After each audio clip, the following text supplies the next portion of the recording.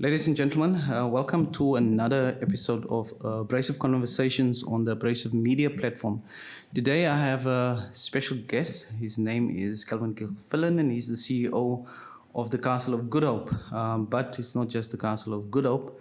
He wears many hats and is quite going to be an interesting conversation with him. But I don't want to give too much away.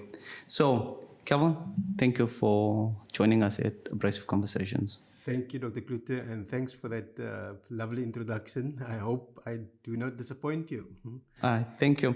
So let's start in it. And like I explained to you, why I chose you to be one of the guests on this series in the podcast on elections, is that we want the youth to express their vote and their voice. Don't stay away from the voting stations if you are registered. And if you're not registered, please participate in the next election. So let's start with my first question. How old were you when the first democratic elections took place? I was already off the calendar, so I was 32 years old. Perhaps blessed with a 32 years of being exposed to the transition to democracy. Some painful moments, some moments of joy, but really at that stage I was already mature. I was very amazed that when they set the cutoff date for youth as 35, so I was still a youth, but let me say a more older youth when democracy finally arrived at in our country after hundreds of years of slavery, armed colonial oppression and apartheid regime. So it was really a huge moment for me personally, but I also think for South Africans in general. Yeah, so you were 32 years old. It means that you experienced 28 years of apartheid. Yeah. So you grew up in apartheid, you got your adolescence in apartheid, and you get maturity in apartheid. So and I will go later into that question, but I just want the audience to pause it. Is that the person who is sit in front of us and is going to share his experiences there, is that this person have experienced 28 years of apartheid. So as you would remember, Mandela was released in 1990. And then we see the unbanning of the liberation parties and then the abolishment of apartheid, and then the negotiations start taking place. And as you would be aware, the negotiations was long and very stressful. Did you think after this 28 years of experiencing apartheid, did you think that the elections would ever take place during that time, troubled time? Just quickly to the 11th of February 1990, when I was 27 years old. It coincided with the fact that Mandela was in prison for 27 years of his life. And that moment perhaps was more unreal to me than the actual elections. And I will talk about that later on.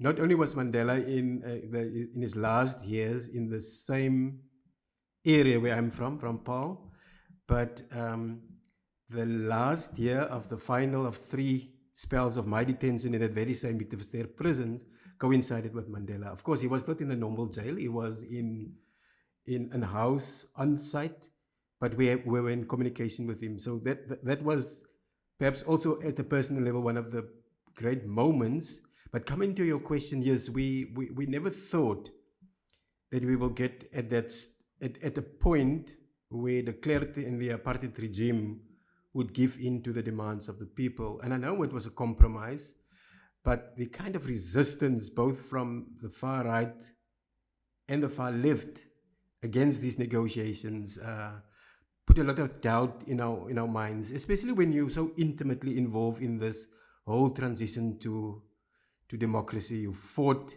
against what was called then a crime against humanity, but now you go into the mistrust, the fact that every negotiation progress is met by regression. The storming of the World Trade Center, the killing of one of our brilliant minds, leaders, Chris Hani, and you think, no, this is the end. The Boy Patong massacre, in Qatar, impies being armed by the regime while they're talking. So how do you talk with a knife in your hand is what we felt. And it was really that moment when Mandela addressed the nation that we realized that people's power the power is slipping from the de Klerk regime and the people's power, because the people were listening to Mandela, although he wasn't the president. And then, for me, that was the moment where we went on national TV. After that, was it in Gauteng, that where that white woman was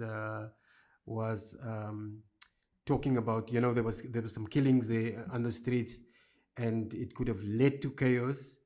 And then sanity prevailed, and Mandela addressed the nation. That's when I, as somebody who went through this whole process, felt that we've broken the camel's back and that negotiations can succeed. And as you know, negotiations are always about give and take. And I know Cyril was there, Rolf Meyer was there, Tokyo Sukwale, they all were there. And we trusted that they would put the demands of the people on the card. And of course, now, 30 years later, we know there were some of those compromises that perhaps could have been done better, but that we will talk about later. Yeah.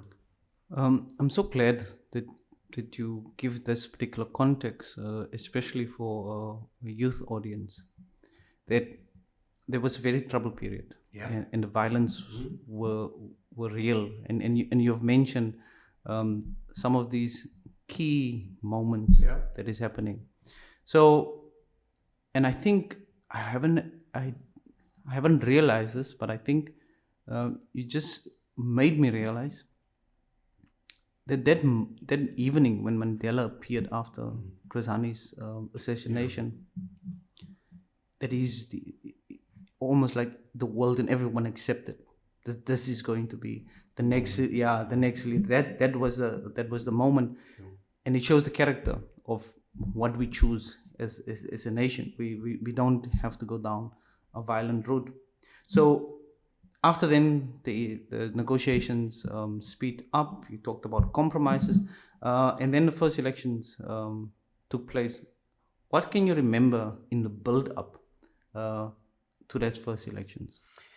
If mixed emotions was a real thing, not a metaphor, then it was probably that, because now you're sitting with the uncertainty of, was the mass democratic movement led by the African National Congress really strong enough to capture the minds and hearts of people that it will call them out, whether it's rain, sunshine, whatever, to put the cross behind it? That was the biggest, probably the biggest question. So the question was not, will there be violence? Will they blow up and there was, will they blow up the voting stations? Will they block people? It was whether at a psychological, psychopolitical level, almost for me, there was enough done, because there wasn't enough time to prepare for elections. It was like helter-skelter. There were not like years to prepare for elections. This was the first elections. It was people, like you said earlier, like me, that lived under apartheid, who's now gonna organize an election and participate for the first time in an election. For the first time, make a cross behind you. So it's this, at a personal level, this dubious thing of making sure that people get to the voting station, but also cast your first vote.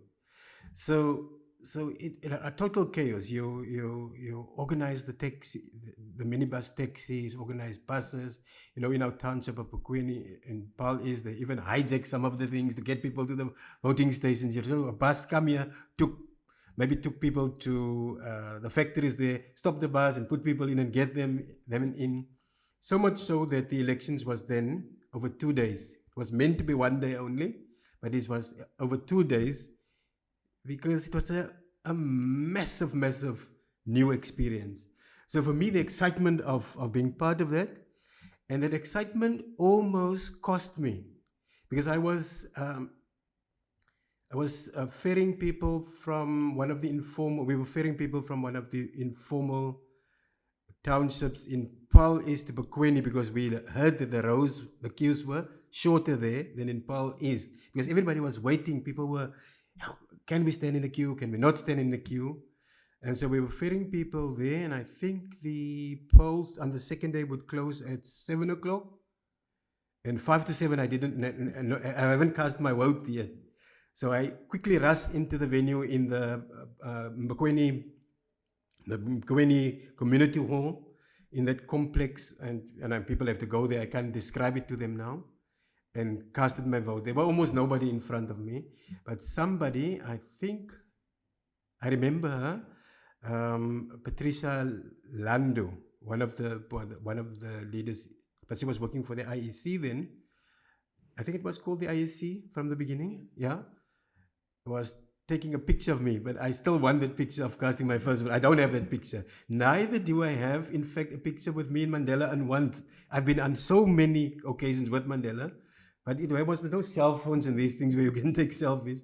So I'm sure there are pictures out there, but I don't have that picture of my casting my vote and capturing the emotions of that at that moment. I think I probably have cried. I don't know if I have, but it would have been tears of joy instead of tears of sadness. And a picture with me and Mandela. I'm sure if there are people listening and they have that picture, they can send it to me. Ladies and gentlemen, you heard that. Please, if any of you here, please plug Calvyn and let him get that photos after this year. Let him relive that. It's gonna be good for him. Would you say there was trust between the parties? Because remember, 28 years of your life. Did you trust that this would happen on the day? And again, 2 occasions. With the release of Mandela, I didn't trust that moment completely, because I couldn't. I almost saw that there would be some people who tried to kill him on that day, and I know that being part of I was on the transport committee, and I know there were some of the liberation armed forces in that hills around the thing, but I don't think it would have been enough. Even when the evening when we got here, opposite where I'm now incidentally working at the Grand Parade, I still felt that something could have happened to him and to us at this thing. So here, and from 1990 to 1994, it's 4 years. And so you have moments of trust, moments of trust deficit. So I think there might have been trust between some leaders, but I don't think from the institutions, whether it's the KP, the Conservative Party, or the National Party.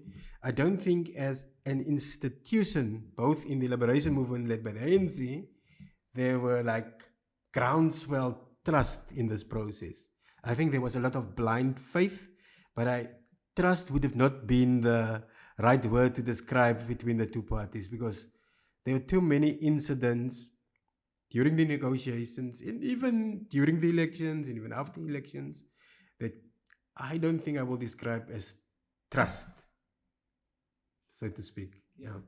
I was looking for a phrase that I can use to sum up kind of the South African society at that particular point, and I think you gave me the phrase. It's blind faith, because if there's no trust, what is left? Yeah. Open faith. Open faith, yeah. Open faith. So I think blind faith is the best description that we can use. So what did that first elections then mean to you and your family? Because it was a long time coming. There's people who were in the 60s who voted for the first time. You in your 30s. Yeah. My mother is 20 years older than me, so she was in her 50s when she voted for the first time. And my father, 5 years older than that, also in his 50s. So I guess for me, through them, and have experienced the knocks at 2 o'clock at night picking up their son might have been probably more a different experience. And we were not in one queue. As you say, there were, all of us in the family were activists. So my mother probably with the women, father somewhere else organizing stuff with his old orange second-hand Mercedes-Benz. So I think there were different emotions. And because it was such a roller coaster moment, it was a very personal moment. I'm sure I never asked my mother how did she feel when she voted for the first time. I know my father was far more left than me, so I know how he felt. And I mean, he went to his grave still believing that the only good white people were the ones in Glen Paray's graveyard.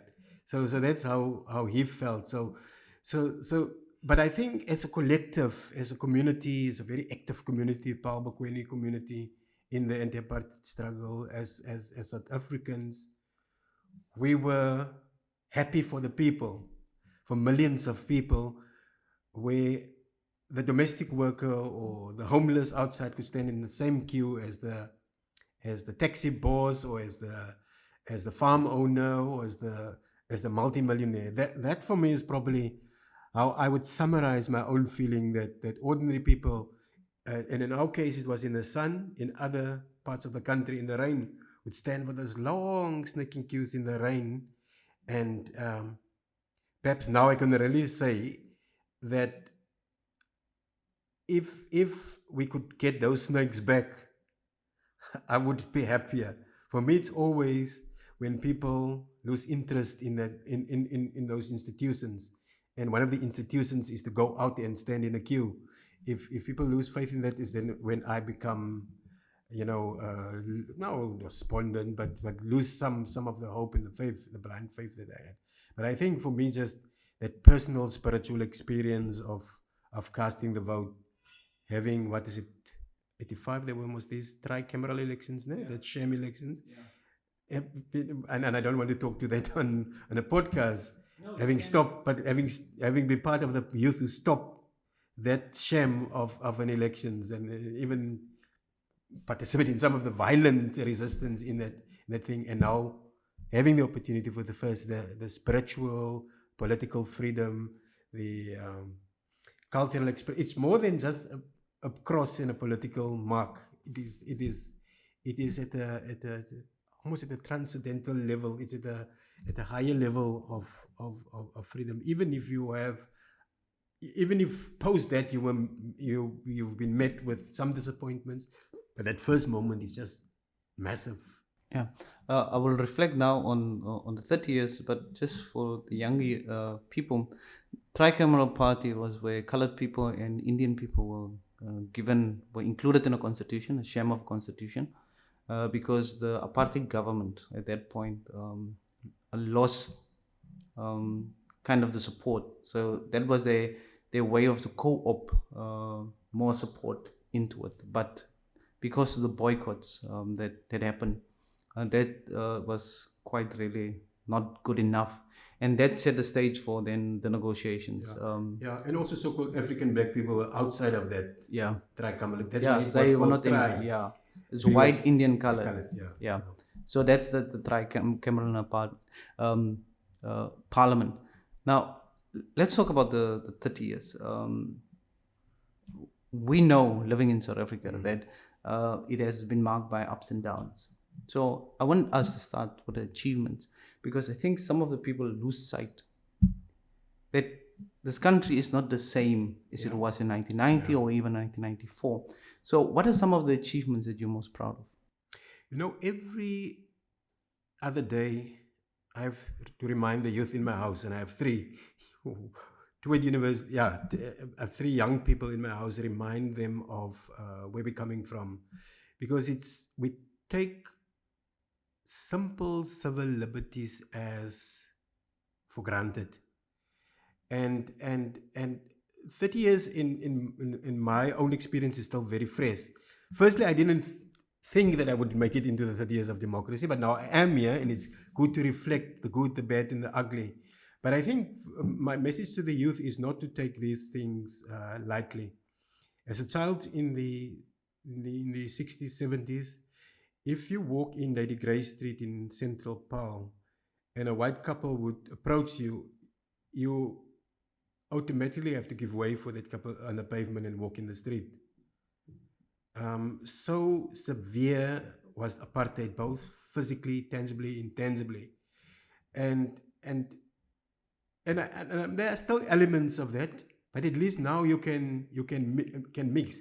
A restaurant was not for you couldn't sit in a restaurant and eat. You have to sit at the back of the bus because there was a black line in the bus, and even if those seats in front of that bus was empty, you had to sit in the back because that was reserved for whites only. So one of the biggest thing is this, I would say, the rehumanization of people who were disenfranchised, who were marginalized, who were oppressed, who were looked down to, is one of the greatest achievements for in this 30 years. And I don't blame the youth because they don't have a before and an after. A before, a now, and an after. And that's perhaps it's a dubious privilege that we have, that we can make those comparisons, that we can look at the 3 rugby players from my township, and they're now on the world stage. 30 years, 40 years ago, it would not have been possible for them because they could not attend Boys High, and there these big rugby playing schools, Boys High, Jim, Paul Roos, like willy-nilly, they couldn't. When I wanted to do my heart's passion, I had to apply to the clerk who was then the Minister of Education to attend a white university, and my father said, F them. Then you go to UWC. So there's a lot of these very significant changes that I don't think the youth can pick up on because they don't have that lived experience. The fact that South Africa was the polecat of the international community, and Nelson Mandela, Thabo Mbeki, and these people could now on world stages speak about our experience of apartheid, respected voice, although in the last 15 years that respected voice has dwindled in the global stage until Naledi Pandor and the December, opposing what Israel is doing in Palestine. We regained some of that respect in the international community. The Olympics, we couldn't participate in the Olympics. We couldn't, the World Cup, the Soccer World Cup. And all of that is what we achieved in this 30 years. And again, I'm with a disclaimer, I can't for my life blame the youth that they don't have that, because this is there, it's in their face, they experience it. They don't have a marker that bring them into the past. And that's why this podcast with intergeneration podcast is so important. But we shouldn't only speak through podcasts. There should be postcards, engagement, constant engagement with people, not in a, we know, we told you so, or from the youth side, your old topics must forget, forgive, and move on.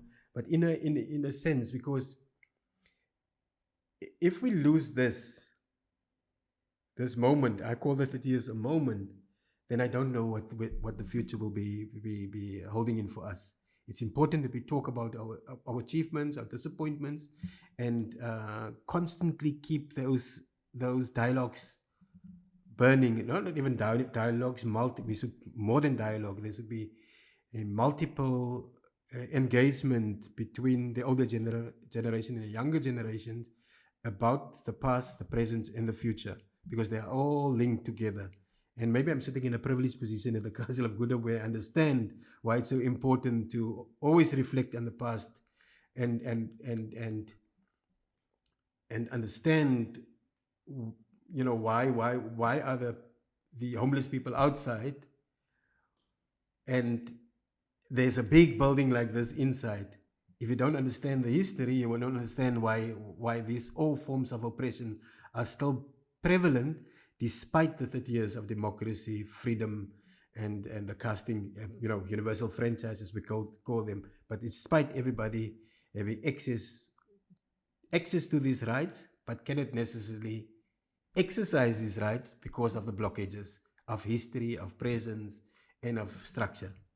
One of the things that you said now that I really appreciate, and it's a concept that I can work with as a researcher, is the rehumanization. Because the thing that I thought you would say is like so much electricity, so much water, so much roads, so much jobs. You see, you could have easily went that thing. But the one thing that you've recognized is that after 1994, there had to be a rehumanizing effort because people were dehumanized. Yeah. And I think what you have highlighted is that rehumanizing, that you can be now participating on an equal footing. Yeah. On a global and national scheme. You can put yourself there. Yeah. So thank you for that concept. We have great ups, but there have also be some downs, and I'm interested to know what are you least proud of after in this 30 years. What is the things that you least? A couple of things I can probably talk about a disappointment for every year in the 3 decades. But there are a couple of things, and we've touched now on the rehumanization thing. One of the, and I'm off script now almost, one of the things that I was always against is the re-balkanization of South Africa. Because we're coming from a geography, of a polity, of a socio-economic demography, where we were put into pieces of land in one land. So you had Kwakwa, Venda, Transkei, Ciskei, Bophuthatswana, etc. And in whatever platform I had leading up to the elections, whatever, I always strongly believed in a strong unitary state, that you almost had to implement a China model to have a dedicated 10-year plan of reintegrating the fabric of society that was broken down by apartheid. And again, difficult for the youth to relate to this. But the one moment in your street, I was born incidentally in Gilfellan Street, we had at the end of the street, Black African people staying, and kind of slanted over us also, Umdolfas and then Chrissy Mapai. And then suddenly one day you see the trucks up in your street and these people are just taken out and nobody can explain that to you. And even if maybe my father was trying to explain that to me, but I don't understand that. And so that is grand apartheid on a smaller scale in your street. Now it's in your neighborhood, it's in your town, it's in your province, it's in your country that people are moved out, and because you are closer, you must go to the Transkei, or you must go to Langabuya and Bakweni township. And for me, I think that's one of the failures, that we didn't have a dedicated program of action to bring many nations together in one nation. And we feel it today after 30 years because we didn't do that. It was a missed opportunity. So that for me is a big thing, because when you talk about rehumanization, when you talk about social cohesion, you have to have some political drive, strong political drive. It's almost anti-democratic, but you have to do it in order to build a new nation. And of course, that is linked to the land. My second disappointment, and we know that negotiations were about compromises. And we know the promises had to be made to our former oppressors in order for them to accept the negotiated settlements, etc. But I think, given the huge unequal access to resources, and I know there's BEE and there's land agrarian reform and land reform, that we didn't do more about this issue of the land, both as a psychological concept, but as a physical concept. Because in any economy, they will tell you that real estate, that's why it's called real estate, is the only wealth. Because it's there, if you go underneath where you find the mineral wealth, you find the fertile land that you can build, you find the land that you can plant a new economy tower on for these communications that you are busy with now. So everything boils down to the land. And I think, and I'm part of this collective, we failed to address that issue of the land. Of course, parallel to this thing that I told you, how do you bring such a disparate nation together into one? So that for me is the second most important thing. And then now we can go into education, and we go into an unemployment. They are all linked to these first two, that we didn't build a patriotic, inclusive, unitary society, because then we would understand why it's important to have these other things. When this whole BEE bills and stuff came out, I thought, why should white people with 5 farms think there should be a law for them to release one of those farms? Why should, and there are maybe black people also, but mostly white people with 5 factories with billions of rand think that it's okay that there are people without a basic income grant, and it's okay for them to make billions without some of that millions go. Why should there be acts to force you for generosity? An act for me just engenders false generosity, false sympathy, because you're now forced to give. You don't give because you want to give. And for me, that's false generosity. And it all boils back to this, that we didn't build a nation, we didn't build a common vision, we didn't build enough into patriotism. It angered me so much to see at the Olympic Games or at the first 1995 World Cup, to still see old South African flags, oranje, wit and blauw. So it means that the very basis of our new society, because it was so accommodating, didn't realize the deep-lying structural and psychological, psychopathic, that we are post-trauma, a post-war society. Apartheid was not for nothing called a crime against humanity, with Nazism, with slavery. They were called because the world realizes that they were brutal structures of oppression. And you can't just build a new society without dealing with the roots, the core roots, without removing those roots. And I've highlighted 2 of them. So if you want to tackle youth unemployment, illiteracy, etc., it needed to be built on those 2 cornerstones for me, and we missed that. So whatever I can say, I can talk about, what is it? 90% people have access to electricity.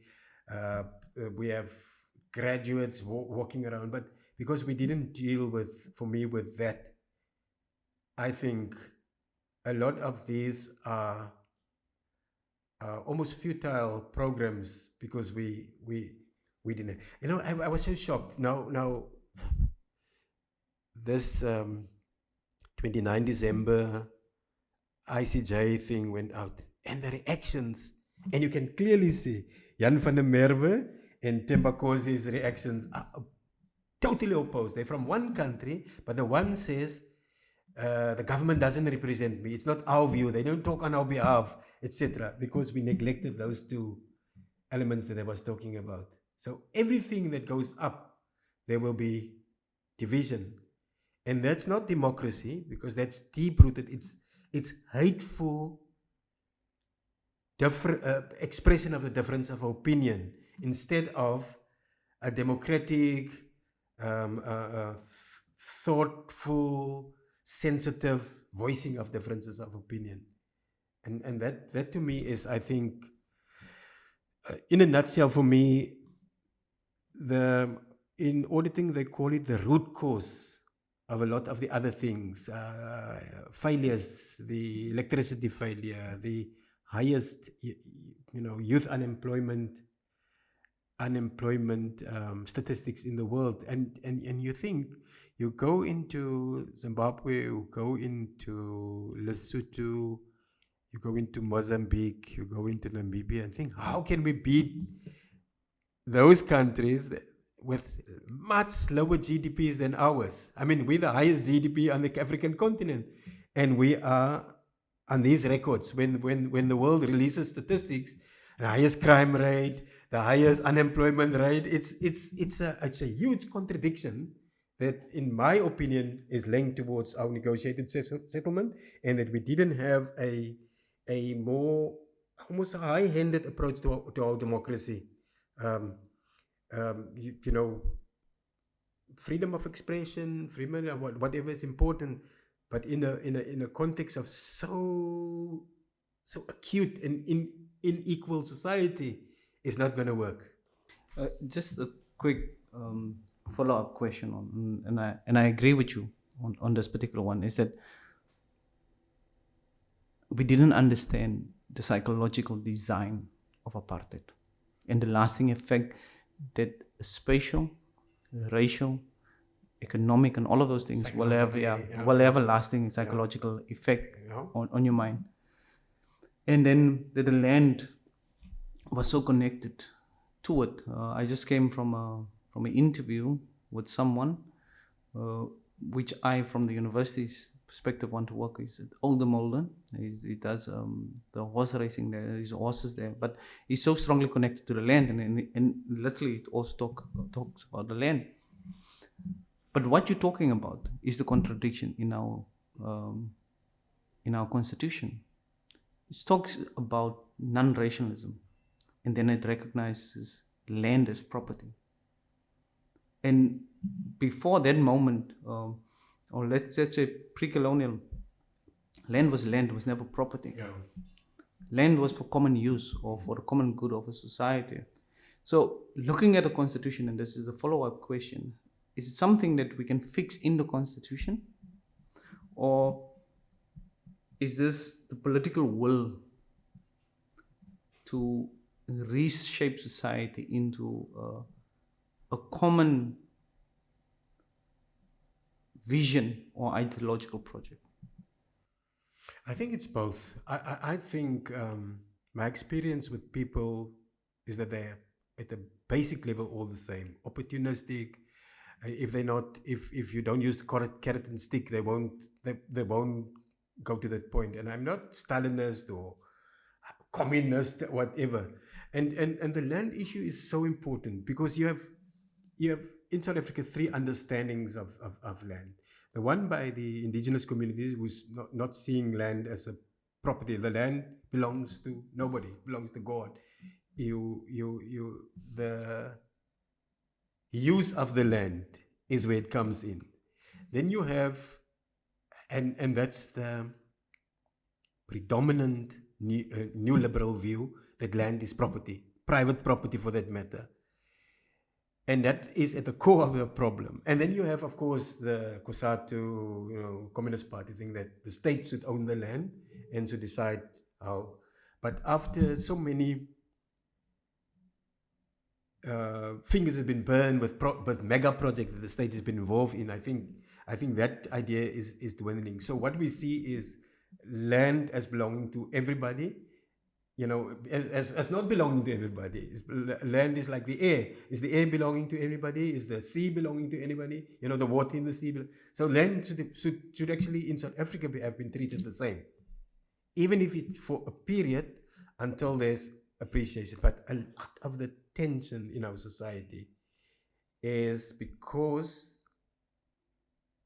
the pre-1994 and pre arrangements of land as the root of this conflict. I often, in my area, I walk with Rochelle, and we walk past Danny Malan's farm, and it's here, and it says in bold black letters, since 1695. It's almost an insult. It's a slap in your face. If I tell you what's happening now, what it's doing now, it's so important how real estate is. What it's doing now, took out some of his vineyards, took out some of his pear trees, collude with the banks, with the property developers, and they built these towns. So we benefited from the ill-begotten land.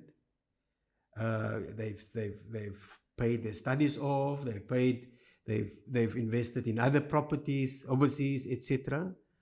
Now, as a last gasp of inequality and of unfairness, they apply for deviations from agriculture in a country where food security is not secure, and they build these unaffordable to the masses of the people housing estates, in collusion with the banks and the private properties and the architects, etc., perpetuating that issue of the conflict of the land. And then they throw back at you, don't criticize us with your mouth full of food, because they think we are stupid to think that land is only about agriculture, about the production of things, that it's a wider thing, and that is, in a sense, at the heart of most of the divisions in society. And so that's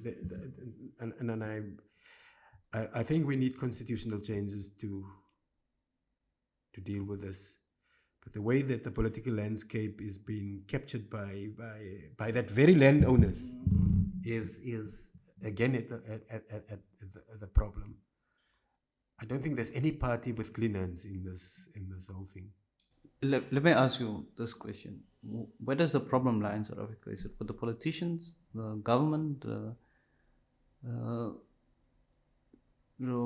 private property developers, businesses? No, I think where does the people I fit think in? It's all of us. I think what has happened is that, in a sense, democracy has numbed and desensitized the people. The kind of Westminster model, every 5 years, now and then the consultation, the scurrying, we'll see now we're in, I call it kiss the ribbon, cut the babies, deliberately like that. It's not Freudian slip. We're in the kiss the ribbons, cut the babies season. You see a lot of promises for the next 5 years, whereas there is no deliberate move to take the landless masses, the unemployed, the millions of unemployed youth on a journey to radically change the landscape. Because if we don't do that, there will be spillovers in our neighboring countries, etc. And we have the kind of advantage because it's the strongest economy in Africa. And in Africa, there are youth leaders standing up now against colonialism, against French colonialism, British colonialism, in the West, in ECOWAS, in the West Africa. So somehow, the bravery of those generals who's taking over the countries and stop the exploitation of their resources also needs to happen in the strongest economy, in our economy, in the Nigerian economy, for us to turn this around. So my thing is, it's not only a South African thing. It's on a global scale, the reorganizing of the world into a new world order, post the West, the dominance of the West, there needs to be a movement in South Africa to take that momentum on. I think for me, the current, I would almost call it circular Westminster political system of democracy is not potent enough to take us out of that thing. I want to ask you a question. It's not one of the questions I give you, so you don't have to respond to this. But where would the ideological home of the new world order be? Because rightfully, you are touching on deeper macro environmental issues, and there is a global shift. There is a reorganization of organizations, international organizations. BRICS is one of the ones that is saying, putting up the hand, maybe it is. But my question is, and it brings back to those two fundamental problems that you put on the ground, is that psychology, there's a psychological effect, that ideology, government structures and business create a type of psychological subject that firmly identifies with a specific vision and idea in being, and then there needs to be a distribution of land and resources. Where is that? Where's that ideological home? It has to be on the African continent. It has to be a reconnection with where humanity started. I understand that the nuclear powers in the new world order is positioning them very, very strongly to be the core, China and Russia. But I think if Putin, as he unveiled this 1400-year vault series about where we need to rehumanize our sick global society, then it needs to be in Africa. He talks about black Jesus and the disciples were black, etc. And I don't say blackness in a narrow sense, because then I say, what about the black people in South America? What about the black people here and there? But I think, let me call it African people, to understand that Africa is the cradle of civilization, of religion, of science, of technology. It needs to be located here, and they will have to give up some of the advantage that they have in the New World Order in order to do that. Because otherwise, we will see recolonization of the global South. So I think it needs to be in the geographical South. And as an African bias, I would say in Africa. What do you think of Julius Nyerere's Ujamaa? Because I've looked at the countries on the African continent. The most stable country since its inception is Tanzania. And exactly the problem that you identified in terms of the psychological redesign of a society, what the question with the land, Ujamaa did it. Yeah. The basis of African socialism, and it's one of the essays that I enjoyed. Yeah. So if you look at all of the countries in SADC, Eastern Africa, but everywhere, who is the most stable country that you can find on I would say Julius Nyerere's homeland, and the only not colonized country. I think it would be perhaps a joint project between Ethiopia for symbolic reasons, and between I also know Julius Nyerere's Ujamaa vision. Although some of the indigenous people will say he still believes that the land must be in the hand of the state, and where the indigenous people over the world say that the land shouldn't belong to anybody, but those who work the land and the benefits of the land, of the fruits of the land, should be where. So it's more land as a redistribution factor instead of the land as a ownership of the means of production, structure. So it will maybe a combination, because even Nyerere, if he was alive today, would say in Ujamaa, there are things that we, given what's happening in the world, because there were no cell phones when he passed away, there's no internet, whatever. Given the new technological advances, maybe the Ujamaa models should have been remodeled in that way. But I think, ideological speaking, you were pinpointing. We agree at the African continent, but I agree perhaps Tanzania and Ethiopia could be the spiritual, almost like the political homes. But given that the oldest genes currently in the world comes from the southern part of Africa, I think there is a role for South Africa also to play a leading role in that. Just one more question on ideology, and this is spontaneous because I had a conversation recently with one of the biggest Marxists on campus, Mark Hoskins. I don't know if you I know about him. Yeah. So, and I asked him this question, and he couldn't give me an answer. Was there ever a Marxist or socialist response to the question of of the Khoikhoi and the San people, especially indigeneity, because to me, and I brought Nyarere's also, it's the closest that comes to a response. Because Marxism and socialism had a response on everything. But when it comes to that specific topic, I don't see a response to it. You know, it's also closely linked to the issue of race, because Marxism as a Western concept was more about class, about the peasants, feudalism, whatever. So it was built around class and emphasis on class. So I think it is silent on not silent on race. It talks about race, but I think it's very silent on indigeneity. And I think, for me, again, like the land indigeneity is a spiritual thing. It's a psychological thing that if you're indigenous, if you don't, it's like your mother and your father. If you don't respect them, then in a way things go wrong with you. You can't touch it. It's almost not scientific, but you know it's there. You know there is a restlessness because you can't sleep at night because you mistreated your father and your mother and your grandfathers. It's the same with indigeneity. If you know it, if you write it out of your plans, whether it's a land reform plan, whatever, you will always sit with that.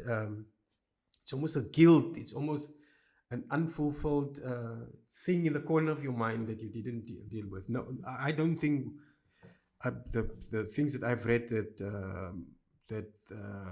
the Marxists have dealt with the thing. Maybe the South American Marxist has dealt with that, but not the others. Yeah. Okay, so that's something worthy To research. something for someone to take up, a student or something. The next 30 years, what would you like to see in the next 30 years? In a sense, I've answered that. I think we need constitutional changes to deal with this huge inequalities in our society. If we don't do that, we not see the end of the next 30 years. There is a July 2023 in every community. You know, we know what happened in July 33. There's even threats now with the elections. But you can't have, 15 million people unemployed? Where we were 65 million people. Yeah, 65. 35. Half of them, like 40. Yeah, unemployed. Working population. Like They are educated. They are not necessarily uneducated. They're educated, so they know. So they have agency. And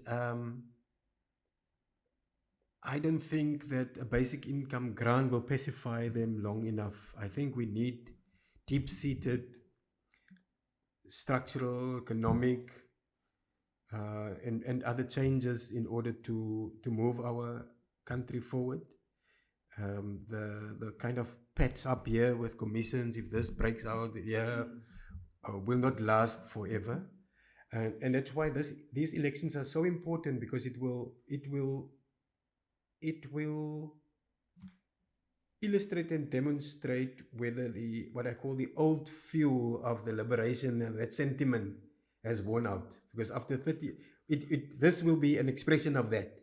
Can you still, when your car, there's the garage, and you shouldn't actually drive too fast because the gas is in that last stages, whether the car is going to go for the next garage or whether you're going to stuck along the road.